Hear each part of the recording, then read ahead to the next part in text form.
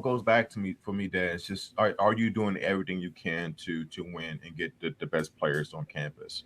Like that. If you are, then not gonna live with that. And no one's asking you to be Texas A&M. We don't have oil and gas money anyway.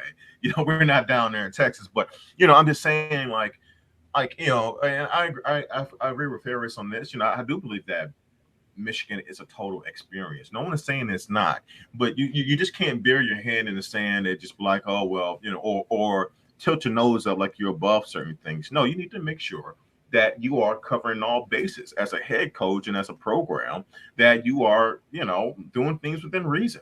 Are you adjusting on the field and off the field with the trends of the game? Are you utilizing every aspect of the game within fair legal bounds to win? That's what this is about. There's no moral high ground of finishing 9-3 compared to 12-0 because you didn't get that 5-star quarterback who went to your rival. And you could have, maybe if you figured out ways to swing an NIL deal his way. Maybe that was the icing on the cake. Maybe that was the one thing that decided things, right? Remember back in the Terrell Pryor days, what if it was another Terrell Pryor type of kid? And it came down to Michigan and Ohio State once again, right?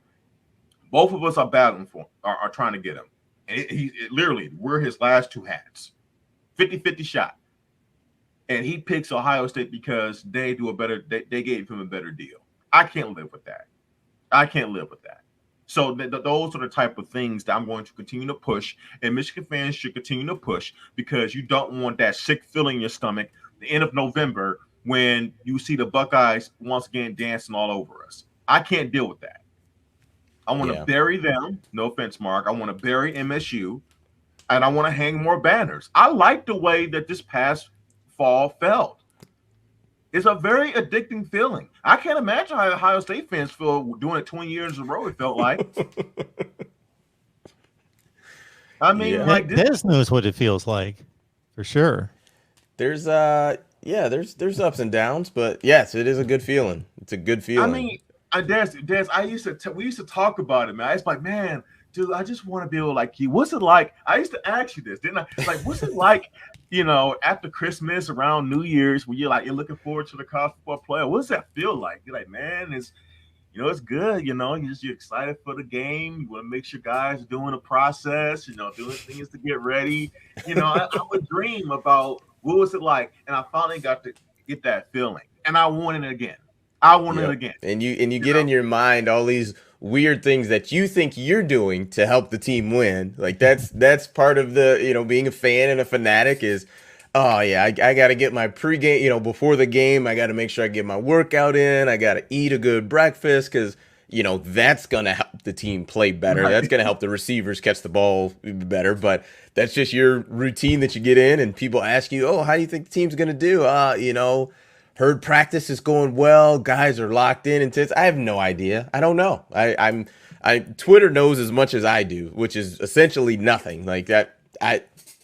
No. So yeah, it is a good feeling. It's a good feeling. It lets you be a little delusional a bit, because you're talking about things you really have no idea about, but you're really excited about it. So it's cool. It's good.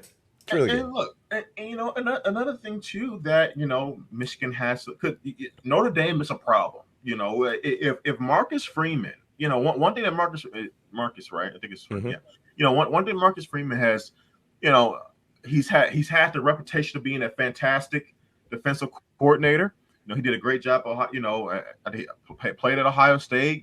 Ties to that university, goes to Cincinnati. He's a great defensive coordinator. Now he has a shot at a very, very prestigious program. And he seems to obviously be recruiting at a very high rate. Look, Notre Dame always recruited well, but he seems to be keeping that going. And maybe he's able to take it to another level. Notre Dame's one of the few programs that's been, I think, to the CFP twice, right? I know they went once in, what was that, 18? I think they've been twice now, if I'm not mistaken. So look, that's a problem, because now, let's say Notre Dame, you can pencil them being, winning 11 games, 10 to 11 games every year, probably 11 games because of how their schedule fluctuates. Well, you have to win your conference. You can't, it's going to be hard to lose that Ohio State game or that MSU game, and you don't go to the Big Ten title game. And now, you're battling with teams like Notre Dame. right? So that's why you gotta be in this, man.